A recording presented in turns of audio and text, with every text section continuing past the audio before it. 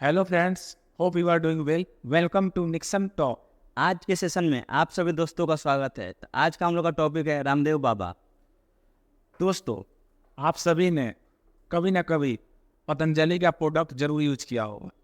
और हम पतंजलि का प्रोडक्ट इसलिए यूज करते हैं ताकि हमें लगता है कि पतंजलि का प्रोडक्ट प्योर है, क्वालिटी अच्छी है। लेकिन इस वीडियो के माध्यम से हम बताएंगे आपको कि आखिर किस वजह से पतंजलि का प्रोडक्ट के लिए बाबा रामदेव को सुप्रीम कोर्ट में माफ़ी मांगना पड़ा। और एक बार नहीं, कम से कम 3 बार सुप्रीम कोर्ट से माफ़ी मांगना पड़ा उनको। और साथ में अभी भी सुप्रीम कोर्ट ने माफ़ी नहीं दिया है। 23 अप्रैल को दोबारा बुलाया है। तो और जानेंगे कि जो प्रोडक्ट बेचते हैं बाबा रामदेव या उनके कंपनी पतंजलि द्वारा, आखिर वो प्रोडक्ट कितना सही है हमारे लिए, जो इस्तेमाल करते हैं वो हमारे लिए सही है, गलत है। तो यही जानेंगे। आइए इस विषय पर चर्चा करते हैं बिना देरी किए हुए।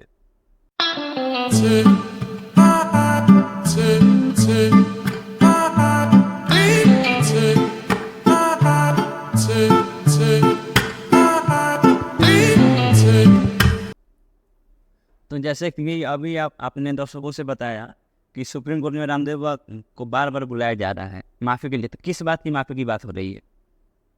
बात कोरोना काल की है, 2021 की बात है। आपने देखा होगा पतंजलि ने कोरोनिल के नाम से दवा लॉन्च किया था, जो कि बताया था कि ये कोरोना में कारगर साबित है। और साथ में ये भी बताया कि उनके पास WHO का सर्टिफिकेट मतलब मिला है कोरोनिल के लिए। तो उन्होंने क्या किया, उन्होंने तो बोला कि उनका कोरोनिल जो है वो कोरोना के खिलाफ अच्छा असरदार है। और उन्होंने एक अपने एविडेंस के तौर पे पेश किया था। और साथ में उन्होंने ये बोला था कि एलोपैथी का जो वैक्सीनेशन आई थी उस टाइम, कोविशील्ड और कोवैक्सीन, वो कोई असरदार नहीं है। उसका मतलब उसका आप लोग वैक्सीनेशन ना कराएं और हमारी दवाई का यूज करें। तो उसी के अगेंस्ट IMA यानी इंडियन मेडिकल एसोसिएशन ने उनके खिलाफ 2022 में याचिका दायर करी थी सुप्रीम कोर्ट में, जिसमें बताया गया था कि पतंजलि के जो बाबा रामदेव हैं वो भ्रामक एडवर्टाइजमेंट फैन तो कर रहे हैं कोरोनिल का। ऐसा कोरोनिल के पास ऐसा कोई भी प्रूफ नहीं था। मेन ये मामला हो गया। साथ में एक और मामला उन्होंने उठाया, उन्होंने ये भी एडवर्टाइज करा अपने विज्ञापन में कि जो उनकी दवा है, बहुत सारी दवा, वो लाइलाज बीमारी यानी sugar, high blood pressure, cancer और कुछ अस्थमा और गठिया जैसे इलाज में कामगार साथी तो ये 100% क्योर कर सकती है। इसी के अगेंस्ट में IMA ने ये आवाज़ उठाई थी सुप्रीम कोर्ट में। तो 2 महीने आरोप बताया उनके द्वारा ये लगाया गया कि उनकी जो पतंजलि की दवाई है वो बहुत सारे बेइलाज जो बीमारी, लाइलाज बीमारी जो होता है उसके अगेंस्ट वो अच्छा काम करती है। और साथ में उन्होंने वैक्सीनेशन के लिए गलत अफवाह फैलाया कि उनका कोरोनिल बहुत बढ़िया है। यही 2 मेन अफवाह था। और साथ में उनके ऊपर 2 चार्ज भी लगाया गया। एक चार्ज है drugs and magic remedies act 1954। इसमें बोला गया कि अगर आप कोई भी दवा बिना साइंटिफिक प्रूफ का करते हैं तो ये आपको एक्ट अप्लीकेबल होता है। और साथ में कंज्यूमर प्रोटेक्शन एक्ट 2019, इसमें बोला गया कोई भी आप ऐसा भ्रामक प्रचार फैला रहे हैं जो कि जनता के हित के खिलाफ हो तो एक कार्रवाई करा जाएगा। इस 2 एक्ट के लिए उन पर मुकदमा दायर किया गया। जब इससे पहले भी सुनवाई हुई थी तो सुप्रीम कोर्ट ने काफ़ी फटकार लगाई थी कि आप गलत भ्रामक प्रचार क्यों फैला रहे हैं लोगों के साथ, जबकि आपका प्रोडक्ट ऐसा नहीं है। तब क्लियरली बात करें, ऐसा झूठ मूठ का अफवाह क्यों फैला रहे हैं जब प्रोडक्ट बहुत बढ़िया है और नहीं है। आप देखेंगे तो एक बहुत मतलब वायरल वीडियो है, इसमें रामदेव बाबा बोल रहे हैं कि एलोपैथी दवाई बेकार है, एलोपैथी के डॉक्टर खुद अपने आप को नहीं बचा रहे हैं तो आपको कैसे बचाएंगे, डॉक्टर टर टर टर, ऐसा उन्होंने बोला था। काफ़ी वो फनी वीडियो है। मैं आपसे आग्रह करूँगा देखिए, अगर मिल जाए तो काट के लगा दीजिएगा क्लिप में। तो उन्होंने ऐसा भ्रामक करा था। ऑब्वियस बात है, कहीं ना कहीं हर चीज़, एलोपैथी भी अपनी जगह पर सही है, आयुर्वेद भी अपने सही जगह पर। जिसका साइंटिफिक प्रमाण होता है वो अच्छा माना जाता है। मैं ऐसा नहीं मानता हूँ कि हाँ आयुर्वेद कोई चीज़ का इलाज नहीं कर सकती है, लेकिन आप बस प्रमाण तो जरूर कर सकते हैं। इसी की वजह से सुप्रीम कोर्ट जब 2022 में फटकार लगाई थी कि आपको ऐसा करना बंद करना पड़ेगा, फिर भी रामदेव बाबा नहीं माने और उनके जो पतंजलि के जो CEO है बालकृष्ण आचार्य जी, उन्होंने भी काफ़ी टाइम झूठी भ्रामक प्रचार फैलाया। साथ में कोर्ट ये भी कहा कि जब आपका इतना बड़ा कंपनी है, टर्नओवर है, तो इसके लिए आप ऐसे अफवाह फैला नहीं सकते हैं, क्योंकि आप बिजनेसमैन एंटरप्रेन्योर है, ना कि आप कोई संस्था चला रहे हैं, NGO चला रहे हैं। सुप्रीम कोर्ट बेंच के जो जज थे उनको कहना था कि अगर आप नहीं मानेंगे तो जितनी अफवाह फैला रहे हैं हर प्रोडक्ट के लिए 1 करोड़ तक का जुर्माना लगा सकते हैं। फिर भी उन्होंने नहीं माना। तभी हाल में सुनवाई जब हुआ था तो फिर से फटकार लगाया गया। उसमें ही बताया गया सुप्रीम कोर्ट के जज द्वारा कि नहीं, अभी उन्होंने माफ़ी हालांकि मांग लिया है, लेकिन बाबा रामदेव जी और बालकृष्ण आचार्य जी ने दोनों ने माफ़ी मांगा है, लेकिन सुप्रीम कोर्ट बोल रही है नहीं, अभी हम आपका माफ़ी स्वीकार नहीं करते हैं। 23 अप्रैल को फिर से सुनवाई होगी और उसमें हम देखेंगे कि आप अंदर से बोल रहे हैं कि नहीं, क्योंकि हमने आपको 2 से 3 बार हमेशा फटकार लगाया है, आपने फिर वही इंसिडेंट्स दोहराया है, तो हम नहीं मानेंगे। आप एक एफिडेविट के थ्रू आइए 23 अप्रैल को, तब हम देखेंगे इस केस को, फिर से सुनवाई करेंगे। तो पतंजलि तो बहुत बड़ी कंपनी है, क्योंकि उसका ऐड हर एक जगह मिलता है, उसका प्रोडक्ट भी बहुत ज़्यादा मतलब हम लोग भी यूज करते हैं। तो वो बिजनेस करती है फिर समाज सेवा करती है? देखिए, थोड़ा सा पीछे लेना चलूँगा। बाबा रामदेव जी की कहानी है, जो योग गुरु जानते हैं, उन्होंने योग के लिए काफ़ी अच्छा करा है हमारे इंडिया में, नो डाउट। लेकिन वो योग करते करते कब बिजनेस में घुस गए किसी को पता नहीं चला। उनका एक थीम था और मुझे काफ़ी पसंद आता है कि प्योर हर चीज़ होना चाहिए। उन्होंने आयुर्वेद पर काफ़ी फोकस करा, लेकिन मैं ये मानता हूँ और आपने उस थीम को बरकरार रखना चाहिए। जानता कि अगर ला रहे हो कुछ भी तो वो सही होना चाहिए। मैं आपको बताना चाहूँगा, पतंजलि के पास मोर देन 12 कंपनी है जो कि अलग अलग क्षेत्रों में काम करती है। जैसे कुछ एग्जाम्पल मैं देना चाहूँगा, पतंजलि आयुर्वेद लिमिटेड और पतंजलि फूड लिमिटेड, जो कि NSE और BSE पर लिस्टेड कंपनी है। और मैं एक डेटा शेयर करूँगा, पतंजलि फूड जो लिमिटेड है उसका लास्ट ईयर का रेवेन्यू 31,000 से ज़्यादा, 31,524 एग्जैक्ट तो मुझे याद नहीं आ रहा, लेकिन 31,524 करोड़ का रेवेन्यू था और टोटल प्रॉफिट 8 से 24 करोड़ का था। तो ये कहाँ से चैरिटी हुआ? एक टोटल बिजनेस मॉडल है और total business dependent as a entrepreneur जैसा काम करते हैं।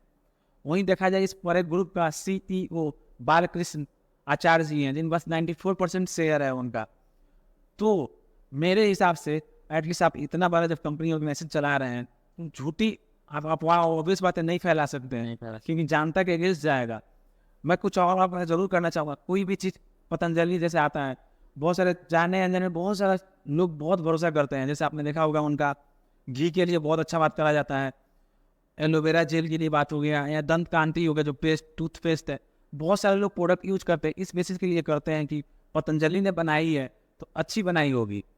आपने देखा होगा कुछ भी सामान उनका लॉन्च होता है, सबसे पहले लोग उनके पतंजलि से आते हैं खरीदने के लिए। तो जब आपके ऊपर लोग इतना भरोसा करते हैं तो उस भरोसा को नहीं तोड़ना चाहिए।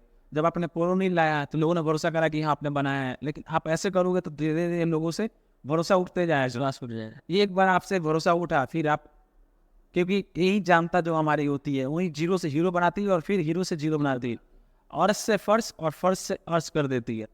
उसको मेंटेन करना चाहिए। मैं जरूर मैं एक साथ डेटा शेयर करूंगा। जब दंत कांति नहीं आई थी तब कोलगेट जो आपने देखा होगा, जो कि HUL द्वारा मैन्युफैक्चर होता है, बहुत सारे टूथपेस्ट होता है जो HUL बनाती है, उनका मार्केट शेयर मोर देन 70-80% था। जैसे दंत कांति आई उनका शेयर कम हो गया, दंत कांति का शेयर ज़्यादा हो गया। विद इन लॉन्च होते ही दंत कांति का शेयर बहुत ज़्यादा हो गया, मतलब बढ़ने लगा। तो देखिए आप पर लोग कितना भरोसा करते हैं, उस भरोसे को एटलीस्ट बरकरार रखें आप, और जो आप प्रोडक्ट के लिए कमिटमेंट कर रहे हैं उसको 100% डिलीवर करें। मैं सब कुछ डेटा शेयर करूंगा। 2015 की बात है, कैंटीन स्टोर्स डिपार्टमेंट, जिसको CSD बोलते हैं, आपने देखा होगा कि हमारे जो सैनिक लोग हैं वहाँ से बहुत सारा कैंटीन सामान खरीदते हैं। पूरे देश भर में इसका 35 संस्था मतलब CSD है। तो उसने जो आंवला का जूस होता है ना, बाबा रामदेव को अनफिट बताया था और पूरे स्टोर से हटा दिया था। अब देखिए हम कितने भरोसे के साथ आंवला का जूस पीते हैं। जो आंवला का जूस होता है कि हम पियेंगे तो हेल्दी रहेंगे, अच्छा होगा मेरे, तो हम इस व्यू से पी रहे हैं ताकि हम हेल्दी रहें। और अनफिट बताया गया तो इसका मतलब क्या हुआ कि वो आंवला का जूस इंसान के लिए, या जिसमें वो जो प्रिजर्वेटिव डाला गया था वो इंसान के लिए सही नहीं है। साथ में 2015 की बात है, उनके घी में हरिद्वार में कोई बताया कि उनके घी में फंगस पाया गया है और वो प्योर नहीं है। अब बताइए, हम आपका घी के लिए इतना प्रीमियम पैसा देते हैं और भी आप देखना कि हर चीज़ से थोड़ा सा महंगा होता रहता है पतंजलि का, कि वो लोग अगर कोई आम जानता आपको पेमेंट दे रहा था, एटलीस्ट आपको बरकरार कैसे फंगस पाया गया, कैसे मतलब प्योर नहीं था वो, आपको उस पर ध्यान देने की जरूरत है। इसका मतलब कहीं ना कहीं प्रोडक्ट आपका खराब जा रहा है। 2015 की डेटा है, पतंजलि ने इंस्टेंट आटा नूडल्स लॉन्च किया जिसमें FSSAI यानी food safety and regulatory authority of India ने बताया कि हमसे परमिशन नहीं लिया। आपको बताना चाहूँगा, इंडिया में FSSAI द्वारा फूड बिजनेस जो भी होता है वो गवर्न करा जाता है, बेसिकली वो देखती है फूड के लिए। और यही बताया गया कि ये हमसे परमिशन नहीं लिया, उसके अगेंस्ट उनका लीगल नोटिस का भी सामना करना पड़ा था पतंजलि को। 2018 की बात है जब FSSAI ने पतंजलि को फटकार लगाई थी कि जो उनका गिलोय घनवटी होता है, मैन्युफैक्चरिंग डेट 1 महीना आगे का डाल दिया था। जैसे आज मैन्युफैक्चरिंग हुआ, 1 महीने का आगे डेट डाल दिया था, वो फटकार लगाई थी। तो देखिए कहीं ना कहीं जानवर के साथ कुछ ना कुछ तो हो रहा है, धोखा हो रहा है। हम इतना अच्छे से मान के खाते हैं, उसको प्रोडक्ट अच्छे से करते हैं, तो एटलीस्ट आप उस लेवल का दो। जो रेगुलेटरी अथॉरिटी है, रेगुलेटरी अथॉरिटी बनती क्यों है? इसलिए तो बनती है कि आप किसी चीज़ में कमी ना करो, जो चीज़ कमिटमेंट कर रहे हो, जो इंग्रीडियंट्स लिख रहे हो, उसको सारा चीज़ पूरा करो, फुलफिल करो। इससे जनता का जो ट्रस्ट है उसको खराब कर रहे हैं। राइट, बिल्कुल, और उसका फायदा भी उठा रहे हैं। राइट। पतंजलि बहुत बड़ा कंपनी है, अगर आप देखोगे उनका सारे ग्रुप कंपनी मिला 40 से 80 करोड़ का ज़्यादा रेवेन्यू आता है हर साल की बात करता हूँ उनके। आप इस पूरा इंडिया, लगभग पूरा इंडिया जितना आबादी है उसमें से अगर लेके चलिए तो 80 से 90% लोग रामदेव पापा पर ट्रस्ट करते हैं, उनके प्रोडक्ट पर ट्रस्ट करता है। राइट, क्योंकि कहीं भी जाता है तो अगर कोई भी आप सामान लेते हैं तो उसका इंग्रेडिएंट जो लिखा सब पढ़ते हैं, लेकिन पतंजलि का जहाँ नाम आता है पतंजलि लेता है, रख लेता है, क्योंकि उसको भरोसा है कि पतंजलि कोई भी गलत सामान नहीं देगी। लेकिन अब मैं ज़रूर ये बोलना चाहूँगा, जब से ये सब चीज़ें आएंगे आप ज़रूर एक बार परखिए, क्योंकि सब कोई बिजनेसमैन बैठा हुआ है, सब कोई अपना धंधा चलाने के लिए बैठा है, सब कोई मुनाफा कमाने के लिए बैठा हुआ है। कोई भी प्रोडक्ट लेते हैं तो आप उसका हर चीज़ देखिए, परखिए। अब आँख बंद करके भरोसा करने के लिए कोई बचा ही नहीं है, किसी पे भरोसा कर ही नहीं सकते हैं आप। अभी सब कोई अपना फ़ायदा देख रहा है। शुरू में जो भी बिजनेस लाता है सामने वाले का, मतलब जितने ऑडियंस है उनका मतलब फ़ायदा देखता है कि हाँ उसके लिए मुझे क्या लाना है। जब उसका अच्छा खासा संपर्क बन जाता है तो फिर अपना फ़ायदा देखने लगता है, गलत चीज़ देखने लगता है। ये चीज़ तो गलत लगता है। राइट, बिल्कुल गलत लगता है। दोस्तों, तो आप कोई भी प्रोडक्ट लेते हो, जो अच्छा लगे, सबका अपना अपना चीज़ होता है। मैं नहीं, मतलब ये होता है कि हाँ किसी को डाबर अच्छा लगता है, किसी को पतंजलि अच्छा लगता है, लेकिन हाँ अगर ऐसी न्यूज़ आ रही है तो मेरे अकॉर्डिंग एटलीस्ट आपको फिर से प्रोडक्ट की परखने की ज़रूरत है। ज़रूरी नहीं है जो दावा किया जा रहा है वो एक्चुअल में सही हो, क्योंकि देखिए 2021 में कोरोनिल का दावा करा गया था कि एकदम प्रमाण सही थे, लेकिन आज क्या पता चल रहा है कि नहीं, कुछ प्रमाण था ही नहीं, बस हवा में बात करी गई थी और भ्रामक विज्ञापन फैलाया गया था। तो यही है, माँ भी आप, मेरा कामना है कि आप हमेशा स्वस्थ रहिए और सुखी रहिए और हंसते रहिए। तो दोस्तों आपसे अपील है, आप कोई भी प्रोडक्ट लीजिए तो उसको अच्छा से देखिए, पढ़िए, फिर उसको खरीदिए, क्योंकि पैसा आपका भी लगता है और पैसा बहुत मेहनत से आता है। तो अगर वीडियो अच्छी लगी हो तो लाइक, शेयर, सब्सक्राइब जरूर कीजिए, और अपने जितने भी दोस्त आपके और फैमिली वाले पतंजलि का प्रोडक्ट यूज करते हैं उनके साथ ये वीडियो जरूर से जरूर शेयर कीजिए। जय हिंद। जय हिंद।